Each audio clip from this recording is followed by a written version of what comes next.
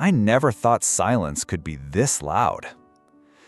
It was just past midnight when I walked into my own house. Quiet, dark, too still. The kind of still that makes your stomach twist before your brain catches up. I wasn't supposed to be home early. My flight from Seattle had landed 3 hours ahead of schedule. I didn't tell anyone. Not her, not him. I thought I'd surprise my wife. Surprise her, I did. Our bedroom door was cracked open. A soft, muffled moan slid out like a whisper, curling around my spine like cold wind. I stopped breathing for a moment. The TV must be on, I told myself. She's probably watching one of those shows she always said I was too boring to enjoy. But as I stepped closer, the lie shattered. The creak of the door announced me before I could say a word. And there they were. My wife, Tessa, tangled in bedsheets with my best friend, Jared. Jared, my best man, the guy who stood by my side when I married her. The guy I drank beers with on Sundays, who held my son the day he was born. His hands were on her body. Her eyes were shut. But when they opened and met mine, they didn't scream guilt. They didn't even flinch. She just blinked and then pulled the sheets up like she was annoyed. "Ryan, you weren't supposed to be back," she said. I didn't answer. I just stared at them. The woman I built a life with. The man I trusted more than anyone. And then Jared opened his mouth and made it worse. "It's not what you think." Isn't it always? I didn't yell, didn't throw anything. I walked out. My hands were shaking so hard I dropped my keys twice trying to open the front door. I got into my car and just drove. No music, no destination, just taillights and betrayal. At 3 a.m., I pulled into the parking lot of an old diner we used to go to when we were broke college kids. It was still open, still smelled like burnt coffee and fried regret. I sat in the last booth and stared at a laminated menu I'd memorized 10 years ago. My phone buzzed. "Tessa, we need to talk." I didn't reply. Then another. "Tessa, I'm sorry you had to see that. It's complicated." Complicated. That's the word cheaters love. It makes betrayal sound like a math problem, like something logical. But it wasn't complicated. It was deliberate. I stared at my reflection in the diner window. Same face, same beard, same tired eyes. But something had cracked. A fracture you don't tape over. A tear too deep to stitch. And that's when it hit me. It wasn't just the sex. It was the ease, the comfort, the way they moved together like this wasn't the first time. The way she didn't even bother to cry. This wasn't an accident. This was a routine. By sunrise, I was sitting in my car outside my son's school. Eli was 6. He loved dinosaurs and hated peas. He thought I was a hero. And I wasn't sure if I still deserved that title. Because suddenly, a question started to gnaw at me, something I never dared think before. Was he even mine? I gripped the steering wheel so tight my knuckles turned white. I needed answers. I needed truth. And I knew if Tessa could lie to my face in bed, she could lie to me about anything, including him, including everything. When I got home, the bed was empty. Jared was gone. But she was there, sitting on the edge, wearing one of my old shirts like it still meant something. She looked up.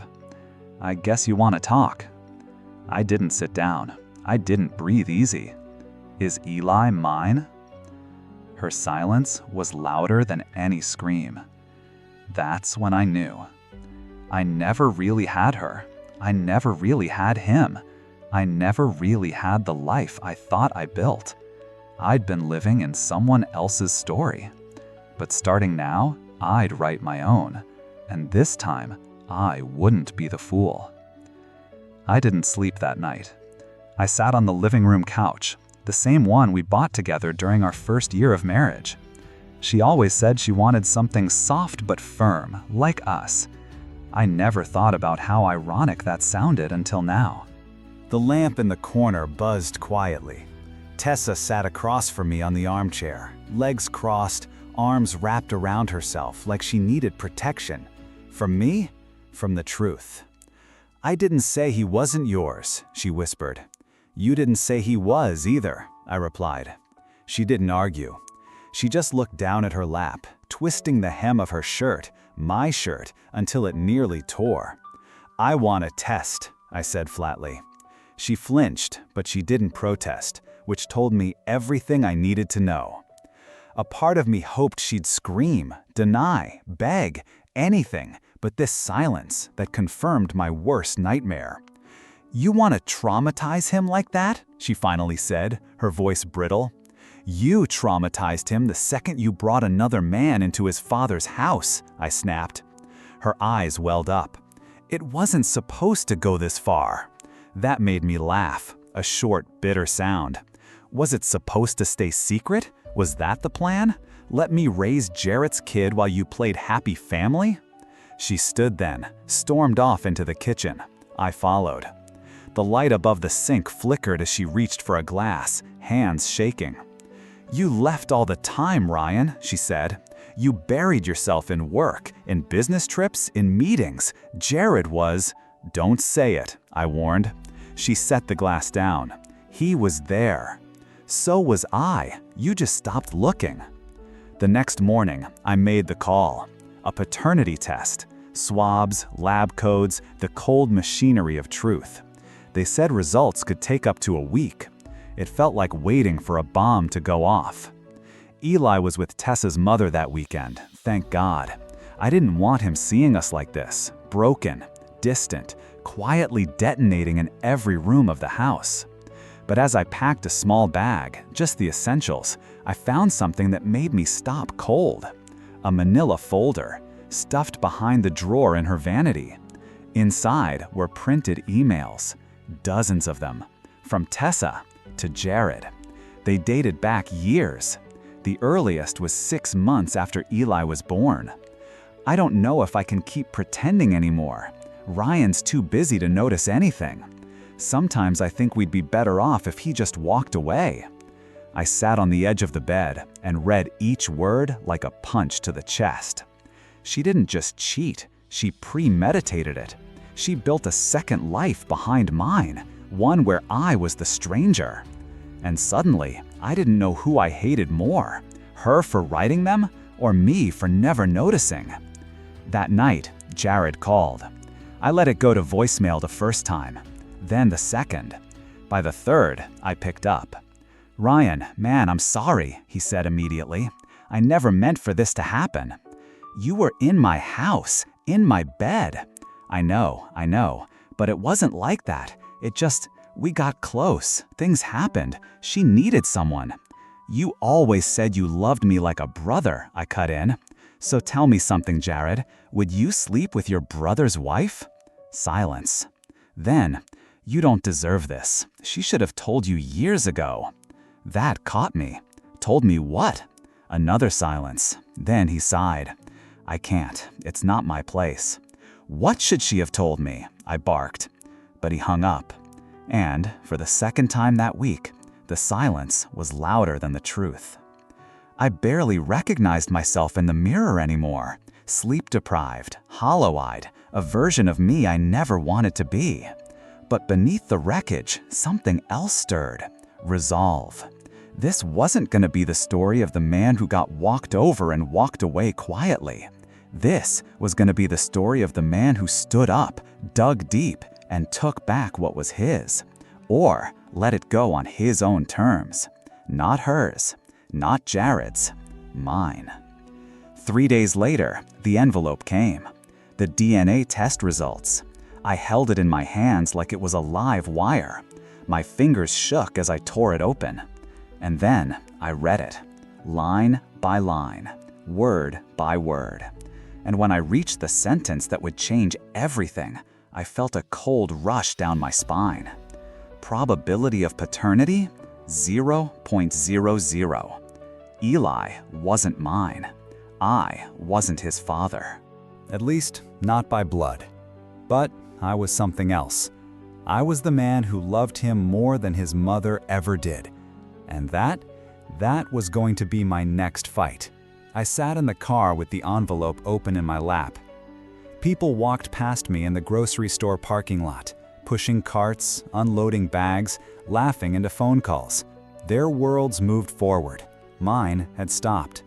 0.00%. The sentence stared back at me like a slap in the face. Eli wasn't mine. I wasn't his father. But he still called me Dad. He still ran into my arms after school and curled up next to me during thunderstorms. He still asked me to check the closet for monsters and kissed me on the cheek before bed. Blood didn't build those things. Love did. I thought about all the nights I held him when he was sick, all the times he fell asleep in the car and I carried him inside, the time he broke his arm on the monkey bars and I didn't leave his side for 2 days. I didn't need a lab to tell me who I was to him, but what would I be now? Back at the house, Tessa was waiting at the kitchen table, her fingers tapping nervously against her mug. The steam had long since faded. She looked up as I came in. I didn't speak, just tossed the envelope on the table. She didn't need to open it. "I'm sorry," she whispered.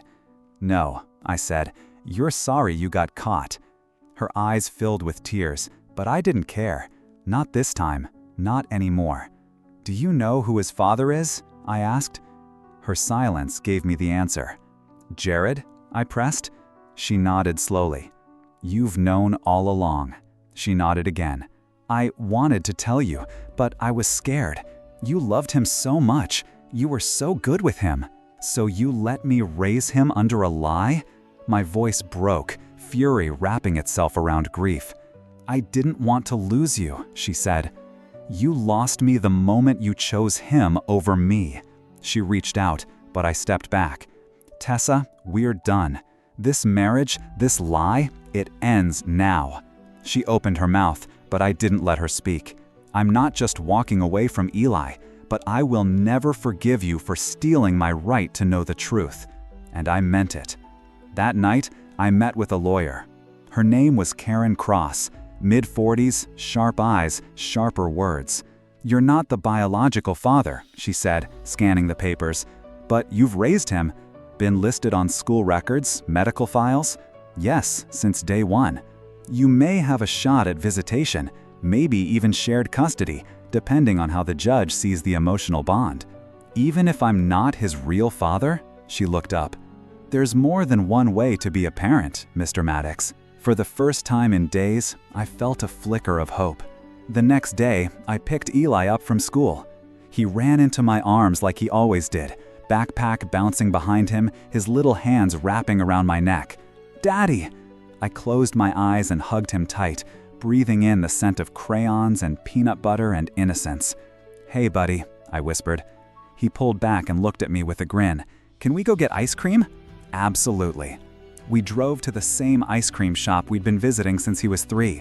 He still ordered rainbow sprinkles on vanilla. I still ordered chocolate. Some things hadn't changed. But as he licked his cone, he asked something that gutted me.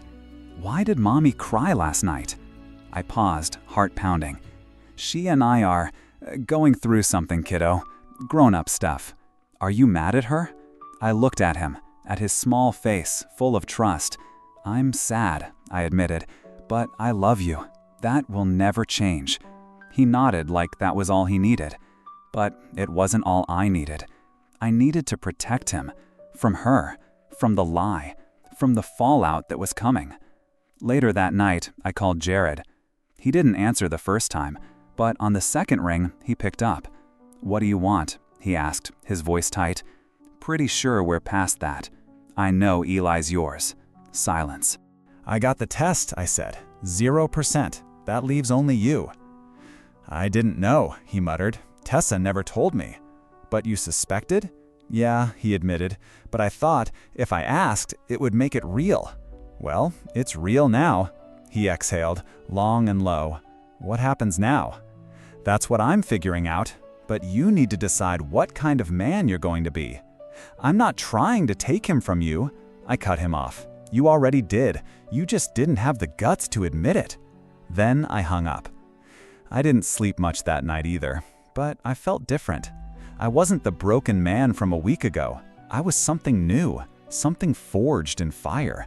I was Eli's dad, maybe not in blood, but in heart, in soul, in history.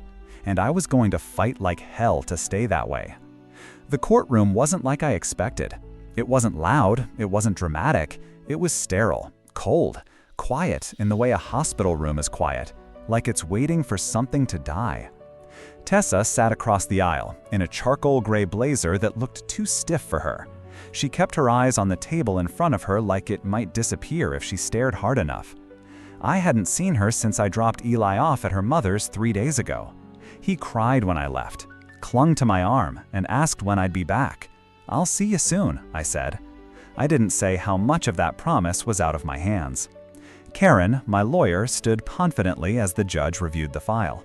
"Your Honor," she began, "while my client is not the biological father, he has acted as a parent in every capacity since Eli's birth. He has been the emotional, financial, and physical provider. Eli identifies him as his father. To sever that relationship would cause irreparable harm." The judge glanced at me. "Mr. Maddox, you've seen the results of the paternity test?" "Yes, sir," I said. My voice was steady, but inside I was gripping every nerve I had left. "And yet you still wish to remain in this child's life?" "I raised him," I said. "I held his hand on his first day of school. I taught him how to tie his shoes, how to throw a baseball. Blood doesn't make a father. Time does." Tessa finally looked at me then. Not with anger, with something closer to fear. She tried to argue it would be confusing for Eli, that joint custody was too emotionally complex since we were separating. But the judge saw through it. "This court places the child's well-being above all else," he said, "and it is clear that Mr. Maddox has served as a father figure from birth. I am granting temporary joint custody and full visitation rights pending further psychological review." Relief didn't wash over me. It hit me like a wave. Tessa blinked. Her mouth opened slightly, like she couldn't believe she was losing. But she wasn't losing. She was just no longer winning by lying. That night, I picked up Eli from her mother's house. He threw himself into my arms again, the same way he always had. But this time, I held him tighter. He didn't know what I had fought for, and he didn't need to know yet. But one day, he would. And I'd be proud of the man I was in that courtroom. A week passed, then 2. Tessa and I communicated only when necessary. Drop-offs, pickups, texts about school schedules. It was civil, but barely. The anger simmered beneath every word. And Jared? He disappeared. I hadn't heard from him since that call. And good, because if I did, I wasn't sure I'd be able to hold back what was building inside me. But karma, I learned, had a way of knocking without warning. I got a call from Karen on a Tuesday morning. "You might want to sit down," she said. "Already am. What is it?" Tessa filed a motion. My stomach dropped. "What kind?" "She's petitioning for sole custody." I laughed, dry, bitter. "On what grounds?" "She claims your presence is emotionally destabilizing to Eli, that the DNA results prove you have no legal claim to him." "After all that," I muttered, "she's doubling down." "She's scared," Karen said, "because she's losing, and people who are losing play dirty." I closed my eyes. So what now? We fight back harder. But I knew I needed more than a legal strategy. I needed truth. And the only person who might have it wasn't answering his phone. So I drove, across town, to Jared's condo. I'd been there once, years ago, when he first bought it, before everything burned down between us. When he opened the door, he looked like hell. Unshaven, red-eyed, the guilt on his face was almost satisfying. "What do you want?" he muttered.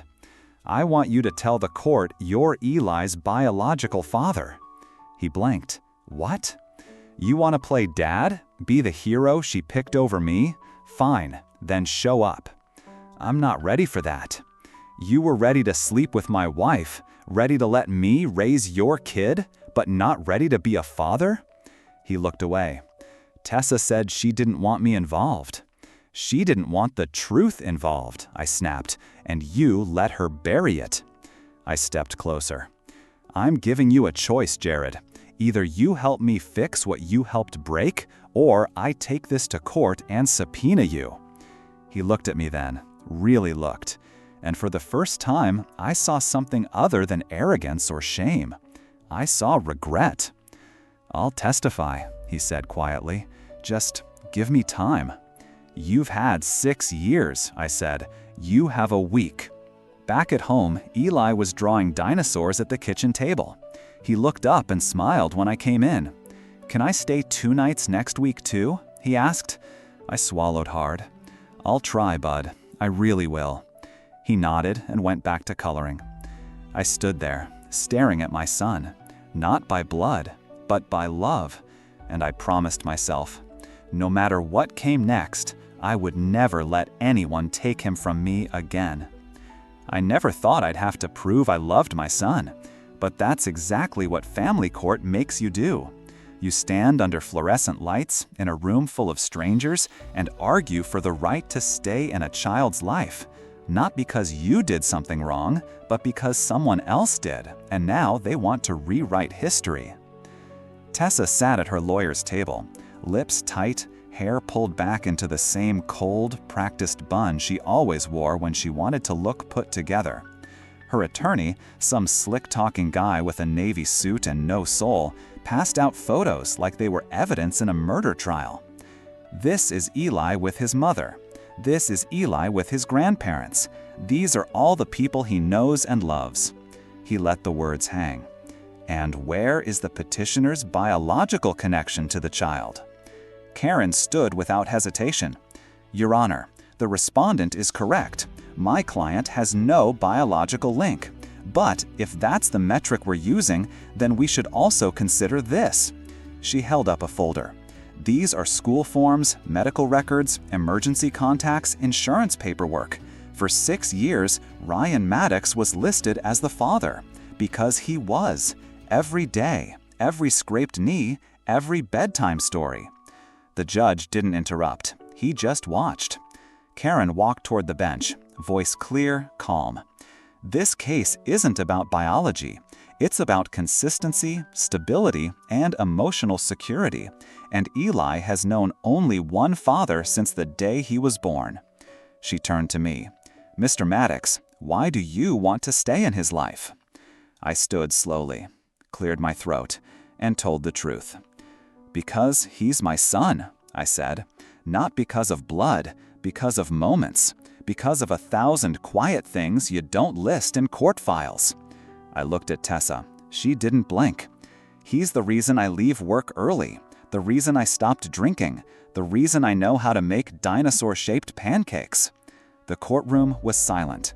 I finished quietly. You can't erase a father just because he wasn't written in ink. The judge didn't rule that day. He said he needed time to review, but I saw it in his eyes when he left the bench. Something had shifted. Outside the courthouse, I lit a cigarette, something I hadn't done in years. Karen joined me, arms crossed. You did good in there, she said. I feel like I got punched in the gut. That's what court feels like. She hesitated. You know she's doing this out of spite, right? I nodded. She knows she lost you. Now she wants to punish you for it. She doesn't care what it does to Eli. Karen looked over at the parking lot, where Tessa was loading Eli in her car. She cares more about winning. Later that night, I sat in Eli's empty bedroom. The room still smelled like him. Baby shampoo, Play-Doh, a hint of vanilla from the nightlight warmer. On the shelf was a drawing he'd done last month, a stick figure family. Me, him, and what looked like a dinosaur dog. No Tessa, no Jared. Just us.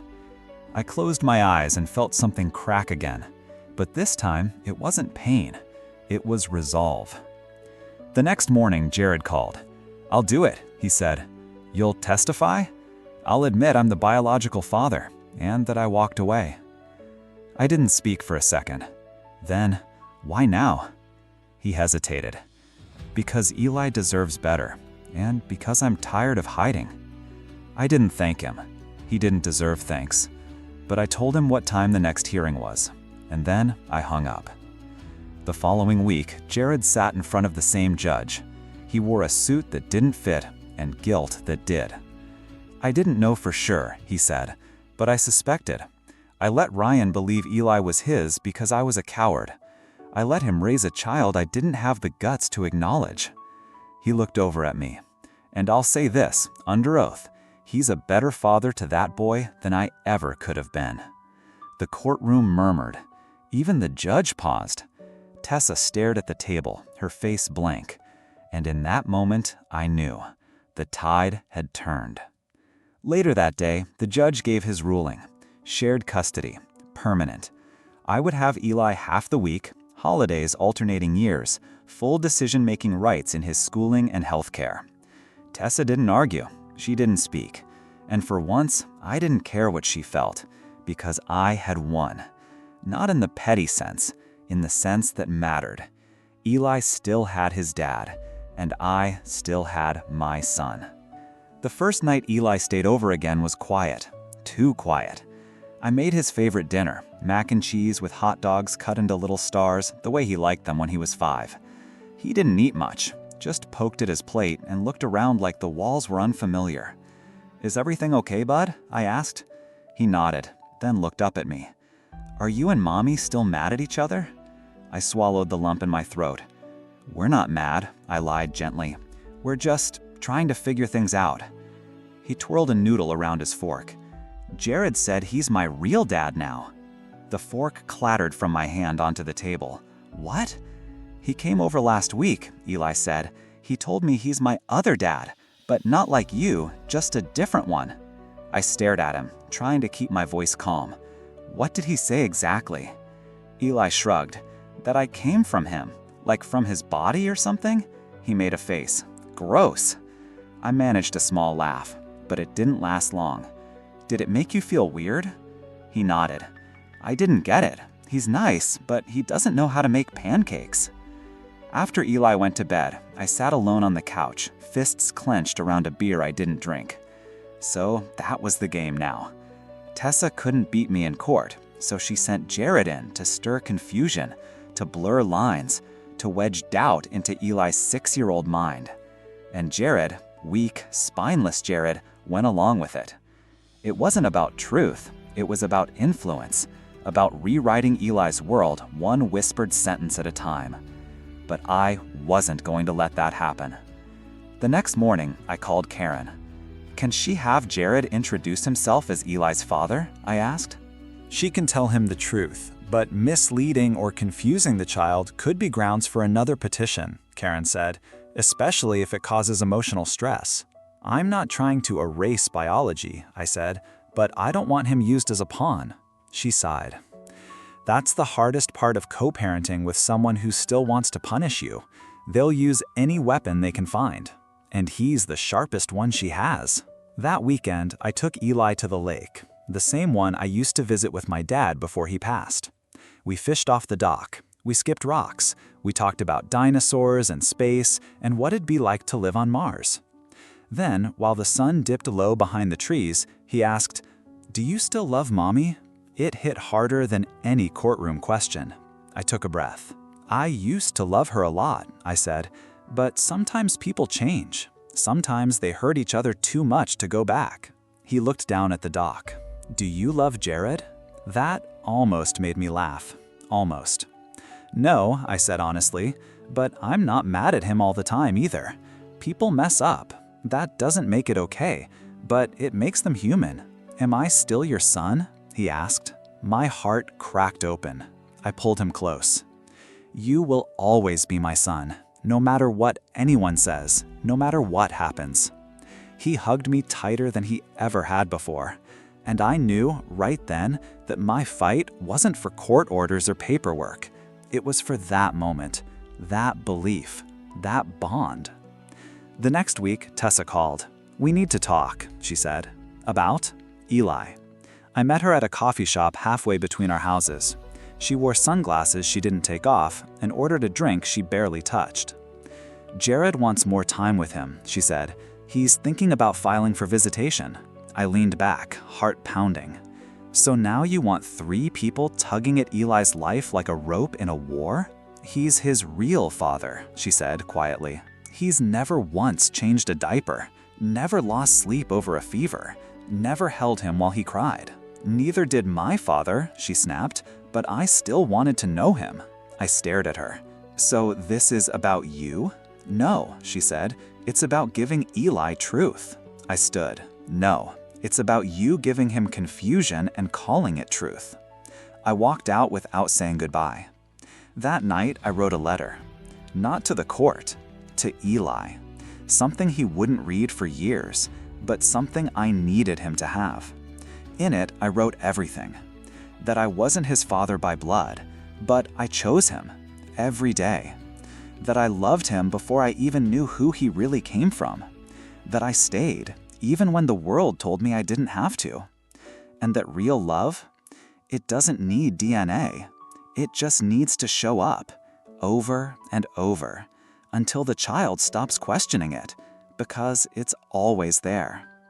When I sealed the envelope, I felt something lift from my chest, because one day he'd understand, not just what happened, but who stood by him, always. The day Jared filed for visitation was the day I stopped playing nice. I read the court documents 3 times. Legal jargon, phrases like asserting biological rights, paternal involvement, and in the child's best interest. Best interest? Where was his interest when Eli had nightmares and I sat beside him until morning? Where was Jared when Eli broke his arm at the playground and screamed my name? Where was he when it mattered? Nowhere. But now that the truth was out, and convenient, he wanted to be a father? No, not like this. Not on my watch. Karen and I met in her office 2 days later.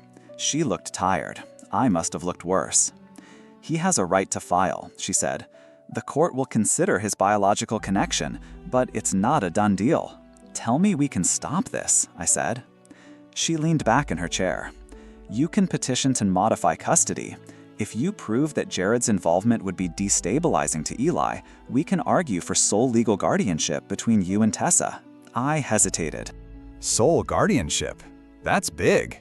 It's a war move, she agreed. But it might be what you need to protect him. I looked out the window. A father fighting a fake dad to protect his son from the real one. What a sick circle we'd built. Later that week, I picked up Eli from school. He seemed quiet in the back seat, watching the trees whip past the window.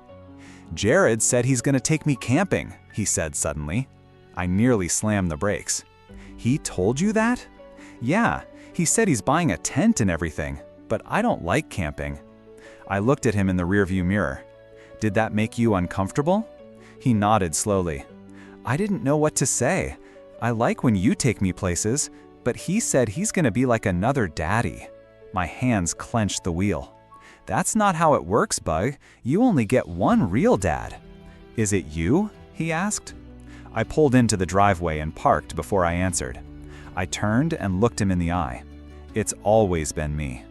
He smiled, and in that moment, I knew I had to fight with everything I had, because Jared wasn't coming for rights, he was coming for my place. I started gathering proof. Photos, school records, medical documents, witness statements from teachers and family friends. Anyone who could speak to the bond between Eli and me. Karen helped me file the petition. Jared was served 2 days later. Tessa called that night. This is getting out of hand, she snapped. You're trying to shut him out? No, I said. I'm trying to shut you out from dragging our son through more chaos. You're bitter, that's what this is. No, I said calmly. I'm protecting him from 2 people who didn't care about him until it hurt me. Silence. Then she hung up. At the hearing, Jared stood across from me in the courtroom. He wore a clean suit this time, hair gelled. He looked the part, until he spoke. I'm trying to step up, he said. I didn't know he was mine until recently. I'm not trying to take him from anyone. I just want to be there for him. The judge raised an eyebrow. And yet you waited 6 years? I thought I was doing the right thing by staying out of it, Jared said. Karen rose. With respect, Your Honor, this isn't about Jared's guilt. This is about Eli's well-being.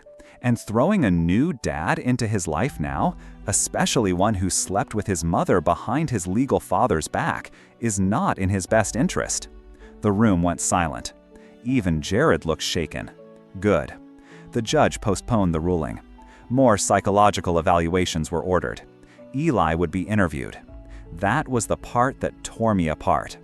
They wanted a 6-year-old to explain the storm around him when he didn't even know how the clouds got there.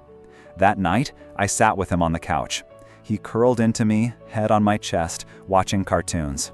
His hand found mine. "Do I have to have 2 dads now?" he asked softly. I kissed his forehead.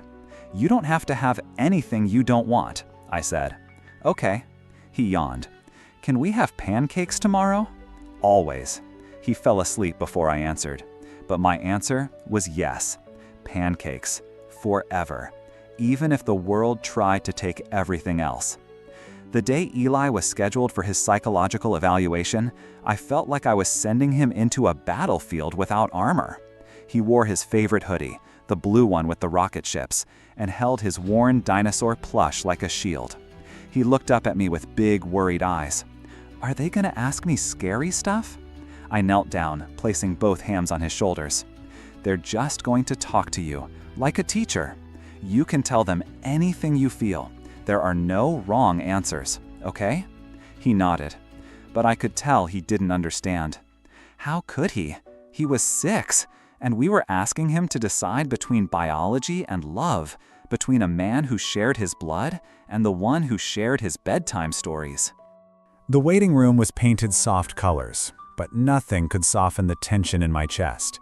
I watched through the one-way glass as Eli sat on the little couch inside the room, feet swinging. The child psychologist, Dr. Myers, smiled gently as she offered him a juice box. He took it, polite as ever. Then she pulled out crayons and paper. Smart. Start with colors before the questions. He drew our house first. Then he drew 3 stick figures, me, him, and a small one in the corner labeled Other Dad. My stomach twisted. An hour later, she called me in. "Mr. Maddox," she said, sitting across from me, "your son is incredibly bright and emotionally aware for his age." I nodded, heart in my throat. "And?" "He knows there's tension. He senses the shift, but he consistently refers to you as Dad, unprompted, with attachment, comfort, and trust." I breathed out, not realizing I'd been holding my breath. "However," she added, "he's confused. Jared's sudden involvement feels like a guest being invited into a movie he was already watching." I blanked. "That's exactly how it feels." She leaned forward. "And the concern is not Jared's biology, but the timing and emotional impact. Eli is loyal, but he's scared of hurting anyone." That hit me harder than I expected. My son wasn't confused by love. He was confused by guilt. I took Eli to the park afterward, let him run until his cheeks turned pink, let him laugh on the swings, and forget for a moment that his life was being dissected. "Daddy," he called from the slide, "can I have 2 daddies?" I hesitated. "You can have 1 dad," I said, "but you can have lots of people who care about you." He nodded like that made sense. But I knew deep down, he already chose. He just didn't know it was a choice yet. A week later, the judge scheduled a final custody hearing. Karen was sharp as ever, arriving with a thick file of statements, drawings, and the evaluation summary. Tessa walked it with Jared. They sat together, but apart, like 2 people united in paperwork but divided in conscience. The hearing began. Karen stood. "Your Honor, this case has never been about biology. It's about continuity, stability, and emotional foundation. Mr. Maddox may not share DNA with Eli, but he's the one who shares history, from day one." The judge nodded slowly. Then Jared took the stand, and for the first time, he surprised me. "I don't think I'm ready," he said. The courtroom fell silent.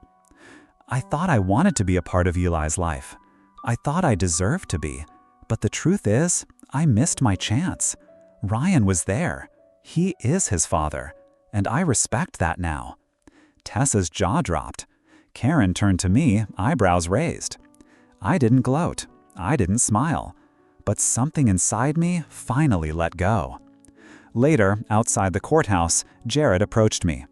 "I'm stepping back," he said. "For real this time." I nodded. "Good. I'll still be around, if Eli ever wants to know. That'll be up to him."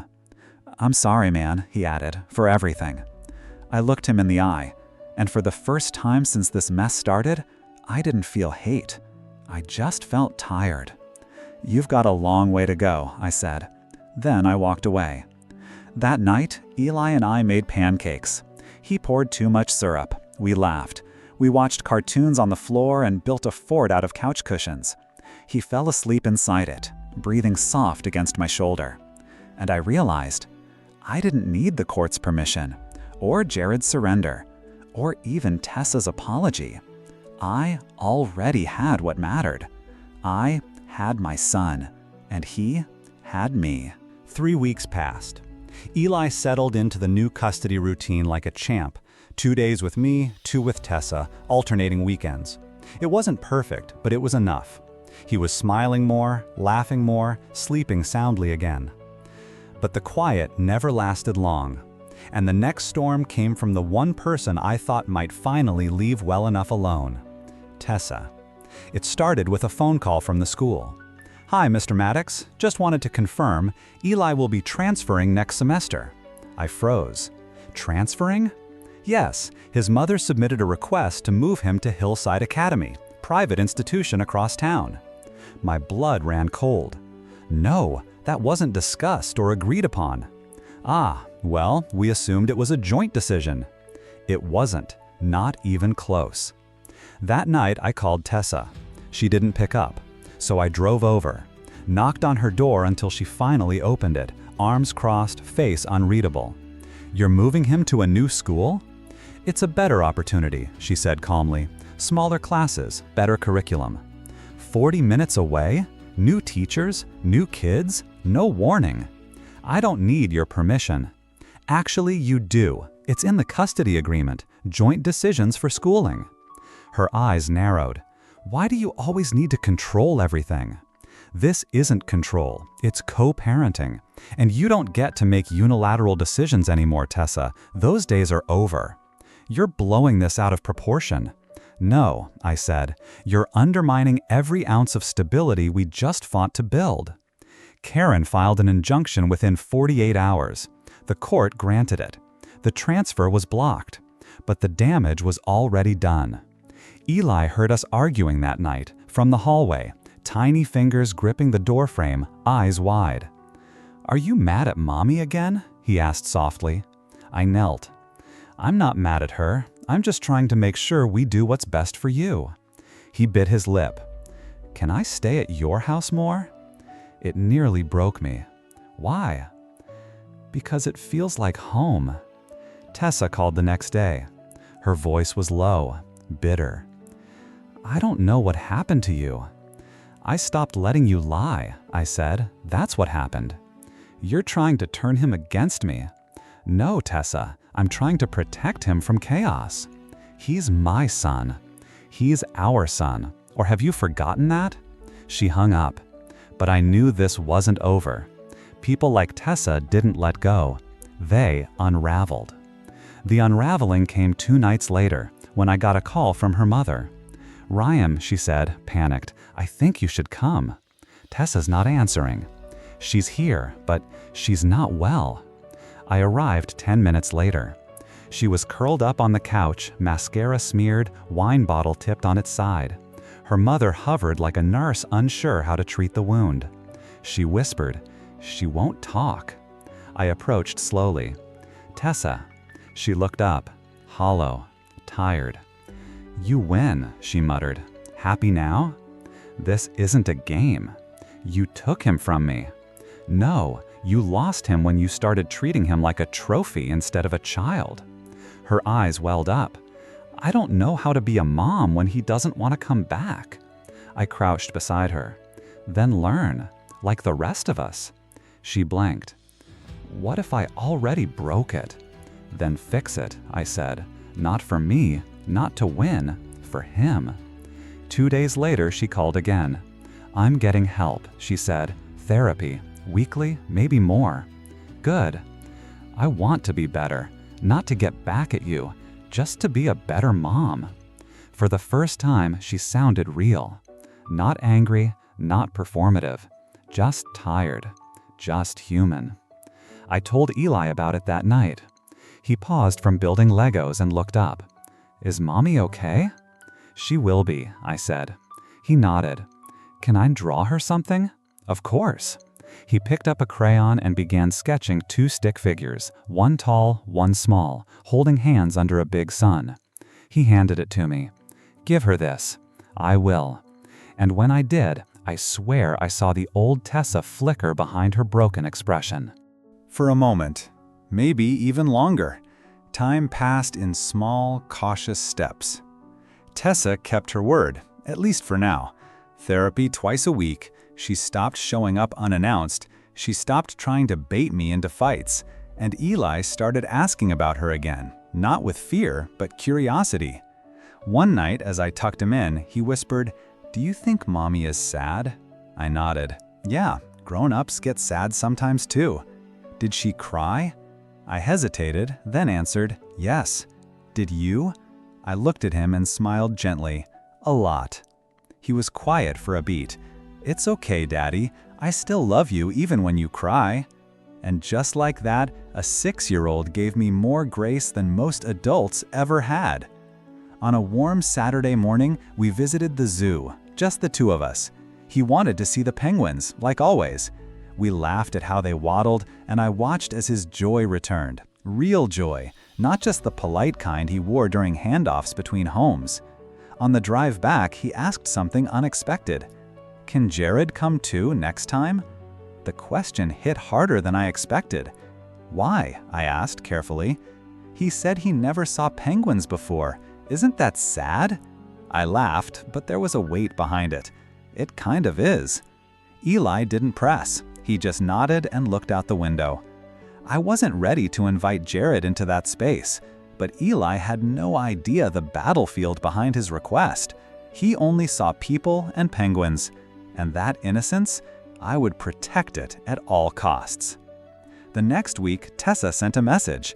"Tessa, I've been writing letters. For Eli, for you, I haven't sent them. Just needed to say things I never could out loud." Me, "Keep writing." Tessa, "Some of them are apologies." I stared at the blinking dots. Then the final message came. Tessa, "Some aren't." Fair enough. I didn't need her to apologize, not anymore. What I needed was peace. And strangely, for the first time in months, it felt like we might be inching toward it. Then came Eli's school recital, his first one. He'd been practicing his 2-line part for weeks. When the day came, we all showed up.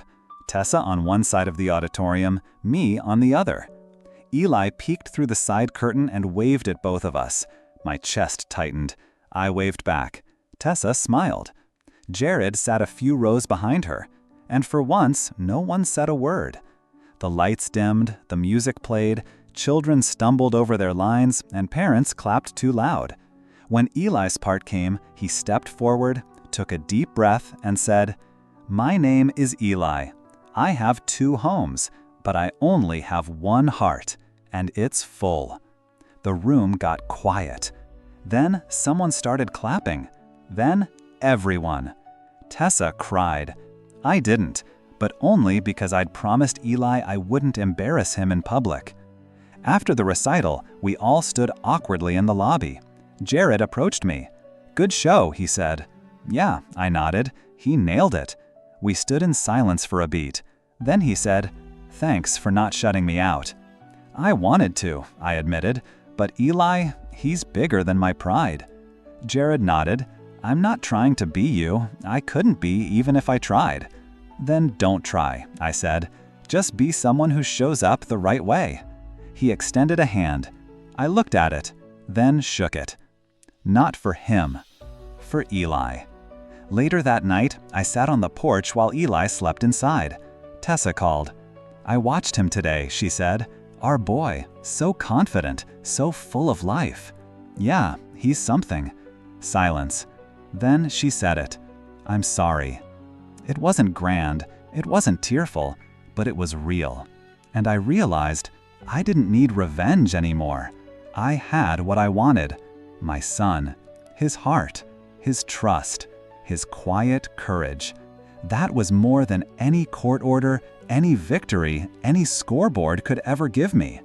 It wasn't about winning. It was about showing up. Even when it hurt. Especially when it hurt.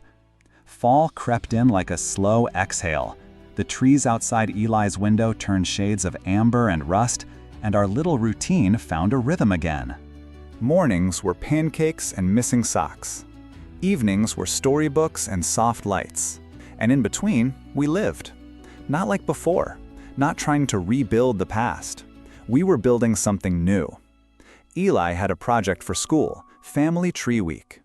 When he handed me the flyer, my heart stuttered. He didn't even hesitate when he said, "I want to put you at the top, Daddy." I blanked. "You sure?" "Yeah, you're the root." I smiled and kissed his head. "Then we'll make the best tree they've ever seen." But inside, I was crumbling. Because how do you explain to a 6-year-old that biology is just a word? That love, real love, is the branches you choose to grow? He drew it himself. A big tree trunk labeled me. My name above, in bold crayon. Tessa's beside mine. Jared's name sat quietly on a small side branch, beneath a question mark Eli wrote himself. "I didn't know where to put him," he said. "Is that okay?" I hugged him. That's exactly where he belongs. The night before he presented it, Tessa came by. It was her night off, but she asked if we could talk. We sat on the porch again, just like the night she apologized. Only this time, she brought wine. She poured one glass, then set the bottle down without touching it again. "I'm not here to drink," she said. "I'm here to talk." "Go ahead." She folded her hands. "I used to think I was the victim," she started. "When I cheated, when I let Jared into our lives. I told myself you were distant, too focused on work, too checked out. But I realize now, I pushed you away long before you drifted. I stayed quiet. I didn't know how to love what was good, so I broke it before it could leave me first." She looked at me, eyes glassy but steady. "I don't expect forgiveness, but I do want you to know, I see it now, what I did, what it cost you." I looked at her. Not the woman who betrayed me, but the one I once shared dreams with, a life with, a child with. "You didn't just hurt me, Tessa," I said. "You made me question everything about who I was." "I know." "I'm still putting the pieces back." "I know. But I'm glad you're trying." She nodded, eyes flicking to the window where Eli's silhouette danced behind the curtain. "He's the best thing we ever did." "We didn't do him," I said. "You did. Jared did." She flinched. "But I raised him, and I'd do it again." She left without saying goodbye, and that felt right. Some things don't need closure. Some things just need time to settle. The next morning, I watched from the back of the classroom as Eli presented his family tree. "This is my daddy," he said, pointing to my name. "He's not my blood dad, but he's my real dad." The teacher smiled politely. The kids clapped. But something inside me broke and healed at the same time. He knew. Not the details, not the betrayal, but the truth. The deep, wordless, soul-level truth. That I was his, and he was mine. No court order could ever define that. No DNA test could erase it. On the way home, he held my hand in the back seat of the cab. "Did I do good today?" "You did great, bud." He looked out the window. "I think Mommy's getting better." I nodded. "She is." He looked up again. "Do you think Jared will ever be like, in the tree more?" I paused. "Maybe, but only if you want him to be." Eli thought for a moment, then shrugged. "I like the tree the way it is." Me too. Thanksgiving came early that year. Not on the calendar, but in my heart. Eli and I were in the kitchen, his hands covered in flour as he helped me roll out pie dough.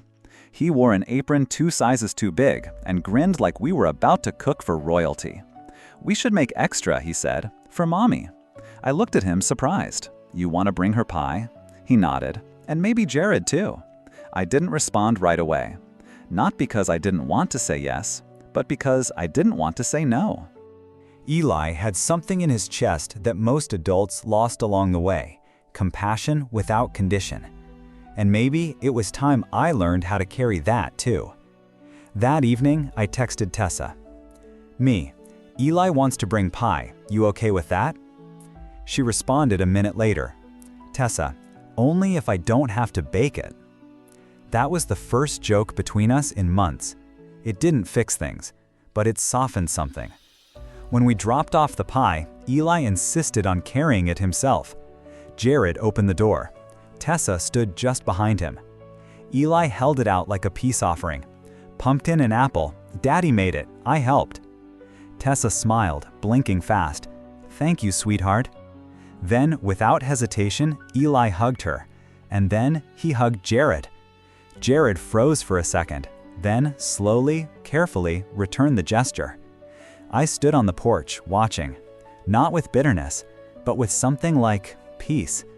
Later that night, I lay in bed staring at the ceiling. There was a time I would have rather burned the world down than let Jared near my son. But things had changed, and I'd changed too. Forgiveness wasn't approval, it wasn't forgetting. It was release, and I was ready to stop carrying the weight. The next week, Jared asked to meet, for coffee, neutral ground. I agreed. We sat across from each other, two men connected by one little boy and 1,000 fractured mistakes. I didn't know how to talk to you, he admitted. I figured you'd never want to hear a word I had to say. You're right, I said. I didn't. He nodded. But I want to earn my way into Eli's life, the right way. I don't expect anything. I want him to know who I am, and I want to be there for him, as a friend, as a figure he can lean on if he chooses to. I studied him. There was no arrogance now, no entitlement, just a man trying to clean up a mess he helped make. I'm not going to get in the way of that, I said, but you don't get to rewrite history. I'm not trying to. You're the man who gave him blood, I continued. I'm the man who gave him everything else. He looked down. I know. I finished my coffee and stood. If you're going to be in his life, it's on his terms, not yours, not Tessa's. And if you ever cross a line, I'll remove you from his world so fast you won't even see it coming. He nodded once. Understood. Days turned to weeks, and somehow everything began to settle. Eli started drawing Jared into his pictures, sometimes small, sometimes big, but I was always there, always. One night, after we'd finished brushing teeth and reading stories, he asked me, "Do I have to choose?" "Choose what?" "Between dads." I shook my head. "No, buddy, you don't. You just keep being you." He thought for a moment. "Can you both come to my birthday party next month?" I smiled. "Absolutely." Later, after he was asleep, I looked at the framed photo on my nightstand, me and Eli at the lake last summer. He was mid-laugh, water droplets on his face, sun in his eyes. That boy saved me, pulled me from the wreckage of betrayal, made me a better man without ever meaning to. And now I owed him the one thing I once thought impossible: a peaceful life built on honesty, boundaries, and love. Not perfect, but real. Eli turned 7 on a rainy Sunday. The house was packed with balloons, laughter, and the unmistakable smell of burnt pizza rolls because I forgot to take them out on time.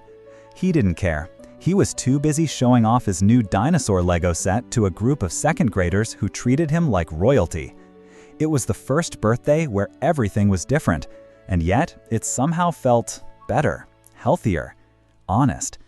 Tessa arrived first, 15 minutes early. She brought cupcakes, homemade, not store-bought. I could tell because they were lopsided and had smudged frosting that looked like a 6-year-old helped. I raised an eyebrow. "I let him decorate them," she said. "I can tell," I smirked.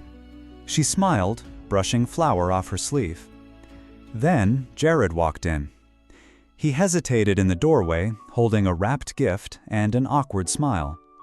"Where should I—" "Anywhere's fine," I said. He nodded, placed it on the table, and found a quiet corner near the bookshelf. For the first half hour, we were 3 adults orbiting the same sun. each careful not to get too close, not to cast shadows on each other's space. But then Eli ran into the room with frosting on his nose and yelled, "You guys have to see the volcano cake!"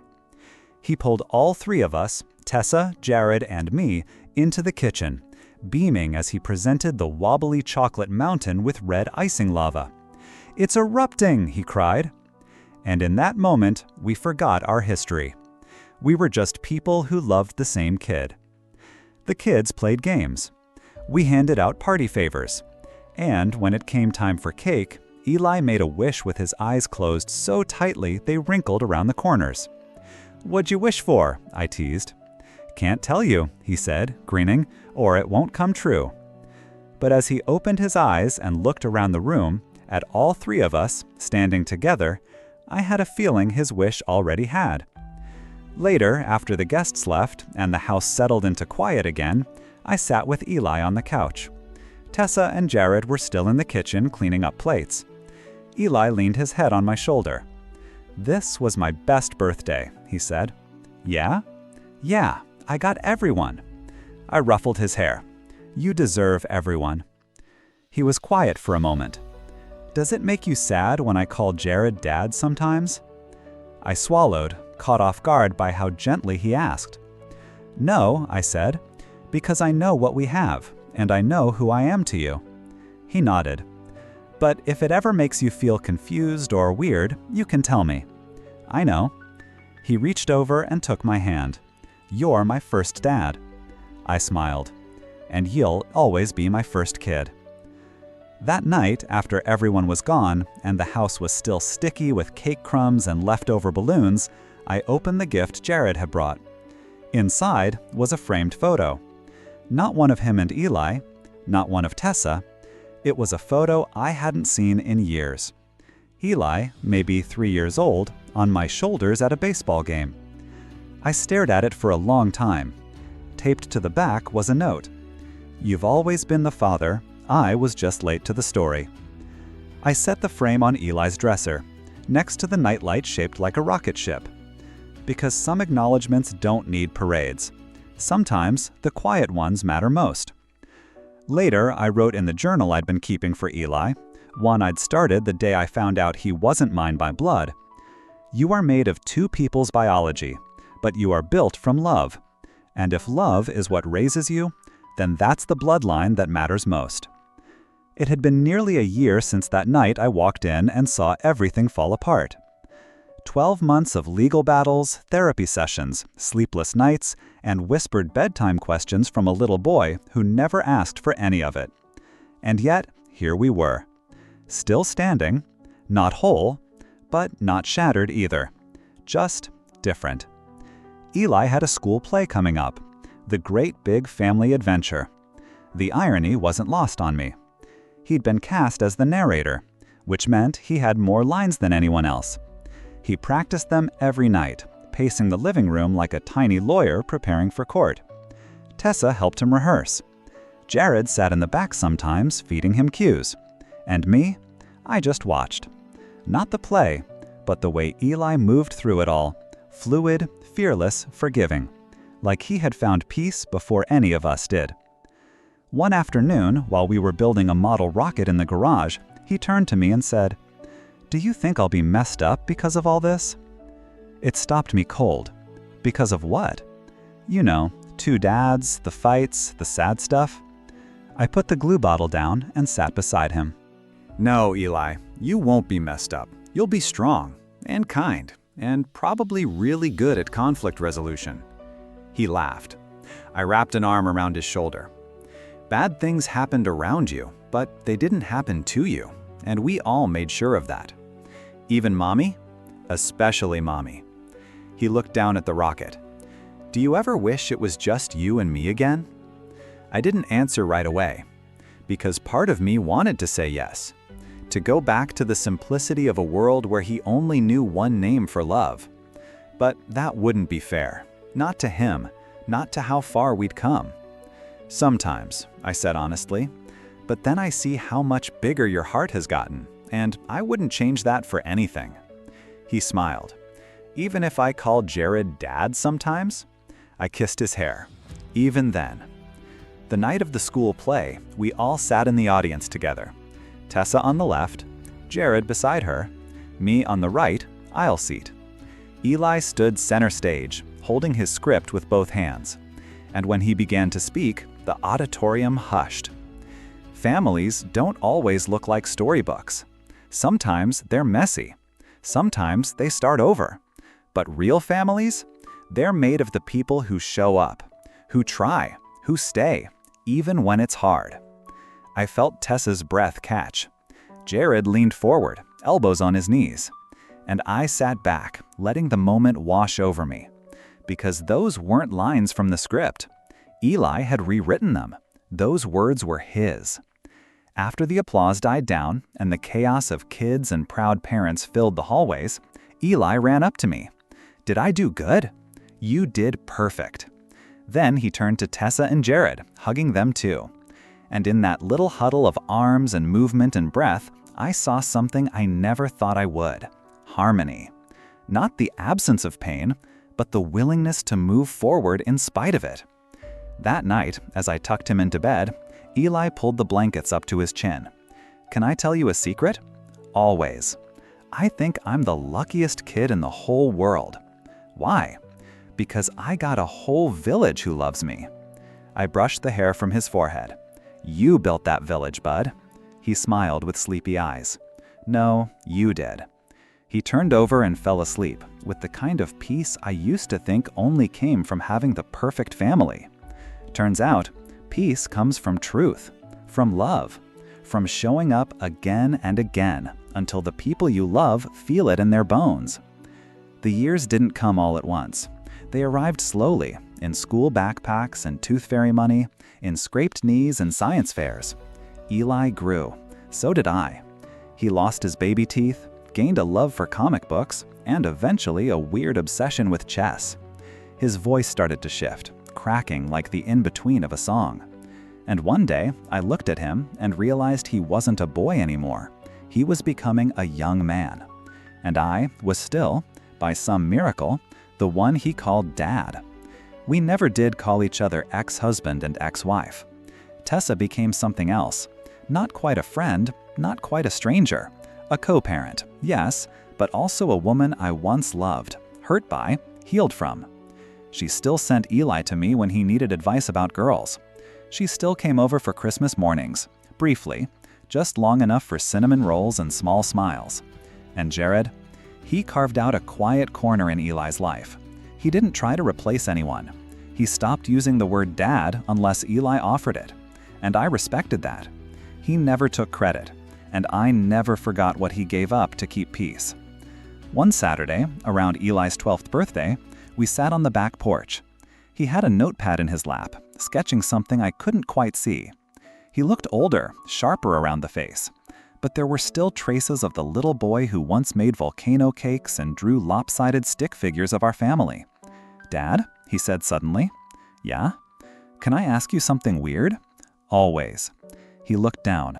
What if, one day, I want to know more about Jared? Like, really know him? Would that make you mad?